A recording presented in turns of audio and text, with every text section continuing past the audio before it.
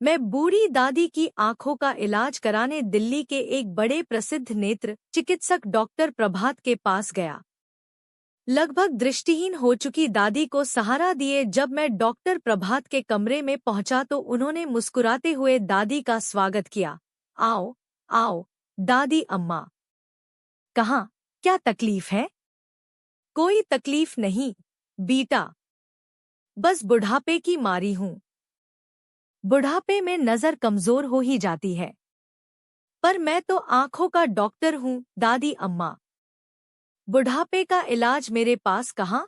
Doctor प्रभात ने हंसते हुए कहा। मेरी दादी भी कम विनोदी स्वभाव की नहीं। कहने लगी, कोई बात नहीं, बेटा। तुम आंख का ही इलाज कर दो, बुढ़ापे का इलाज तो भगवान के पास भी नहीं है। यह सुनकर डॉक्टर प्रभात हंस पड़े और दादी से बात करते हुए उनकी आंखों की जांच करने लगे। उन्होंने विस्तार से कई उपकरणों और यंत्रों की सहायता से दादी की आंखों की जांच की।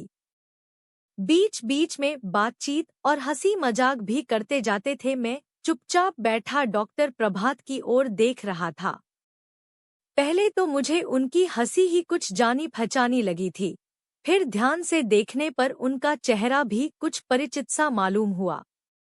लेकिन याद नहीं आ रहा था कि मैंने इन्हें पहले कहाँ देखा है।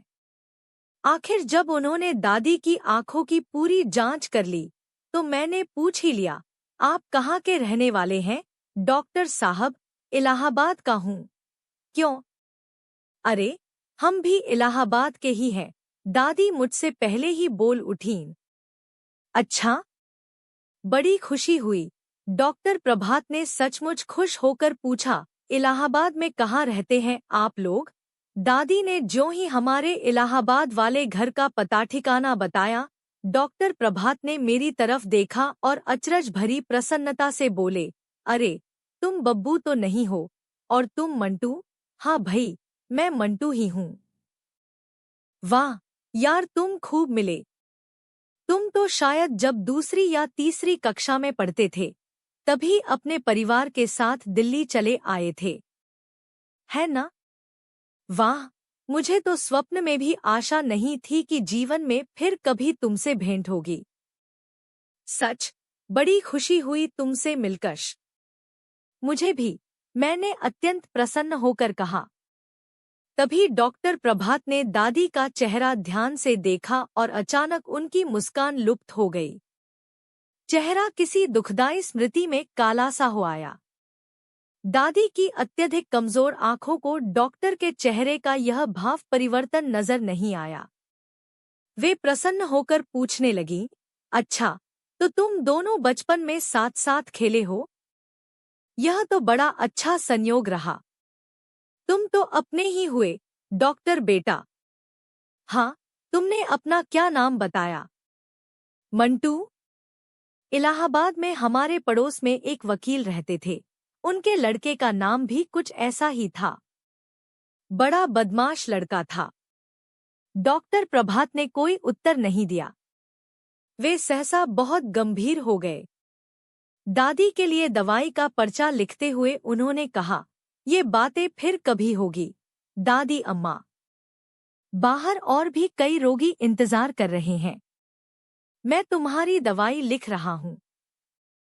बाजार से मंगवा लेना और दिन में 3 बार आंखों में डालती रहना, फिर अगले सप्ताह आज के ही दिन आ जाना। तुम्हारी आंखों का ऑपरेशन करना होगा। घबराना मत, ईश्वर ने चाहा तो तुम्हारी आंखें अच्छी हो जाएंगी। बाहर आते ही दादी ने मुझसे पूछा, यह उसी वकील का बेटा मंटुआ था ना? हाँ, दादी। बचपन में मेरे साथ पढ़ता था। बस, तो अब इसके पास दोबारा आने की जरूरत नहीं। मैं इस दुष्ट के हाथों अपनी आंखें नहीं फुड़वाऊंगी। कैसी बातें करती हो, दादी? यह तो बहुत माना हुआ डॉक्टर है और अब तो अपनी जान पहचान का भी निकल आया। उसे दुष्ट क्यों कह रही हो? तू भूल गया इसने वहां इलाहाबाद में क्या किया था? क्या किया था? अरे, तुझे याद नहीं? इसने मोहल्ले की कुतिया के 3 पिल्लों की आंखें आग के पांधों का दूध डालकर फोड़ दी थी। मैं सचमुच ही सब कुछ भूला हुआ था। तूने ही तो यह बात हम लोगों को बताई थी। इलाहाबाद, प्रयागराज में हमारे पड़ोसी वकील साहब की कोठी के पीछे एक बहुत बड़ा बाग और घास का मैदान था। मैं मंटू के साथ अक्सर वहां खेला करता था। बाग की मेड़ के पास आक के बहुत से पौधे उगे हुए थे। एक दिन हम खेल खेल में आक के पत्ते तोड़ने लगे। उधर से गुजरते हुए हमारे स्कूल के अध्यापक ने हमें देख लिया। उन्होंने हमें डांट लगाई और बताया कि आक के पत्ते कभी नहीं तोड़ने चाहिए, क्योंकि उन्हें तोड़ने से जो गाढ़ा गाढ़ा सफेद दूध सा निकलता है, यदि आंखों में चला जाए तो आदमी अंधा हो जाता है। यह जानकारी हम लोगों के लिए एकदम नई और विस्मयकारी थी।